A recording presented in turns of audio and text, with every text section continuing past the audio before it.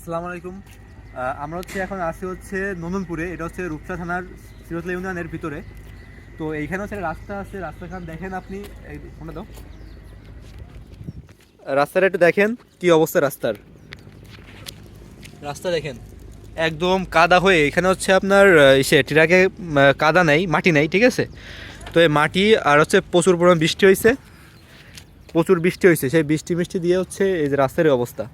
এনে যে কোনো মুহূর্তে অ্যাক্সিডেন্ট হইতে পারে, যে কোনো মুহূর্তে কোনো বাইক বা মোটরসাইকেল যে কোনো মুহূর্তে এখানে পড়ে যেতে পারে। এত পরিমাণ স্লিপ এখানে দেখেন কী পরিমাণ। তো আমি প্রশাসনের দৃষ্টি এদিকে একটু রাখতে বলবো যে আসলে এরকম করা আসলে জনস্বার্থের জন্য খুব খারাপ একটা ব্যাপার।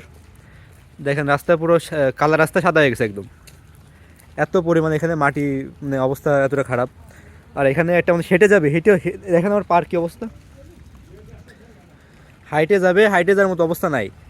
তো আমি প্রশাসনকে একটু দৃষ্টি রাখতে বলবো এইসব বিষয়ে, যে আসলে কোথায় কারা মাটি কাটতেছে, কীভাবে মাটি নিচ্ছে ট্রাকে। তো এটা একটু সবাই অবশ্যই একটু খেয়াল রাখবেন, এবং আমাদের যে এলাকার যারা আছি সবাই তো সচেতন হব। সবাই একটু এসব বিষয়ে কমপ্লেন করব সব জায়গা যেখানে যাওয়া উচিত। পুরো রাস্তা দেখেন, পুরো রাস্তা ধরে একই অবস্থা। এখানে যে কোনো মুহূর্তে অ্যাক্সিডেন্ট হবে, অ্যাক্সিডেন্ট হয়েছে সকালে, কয়েকবার অ্যাক্সিডেন্ট হয়েছে এখানে।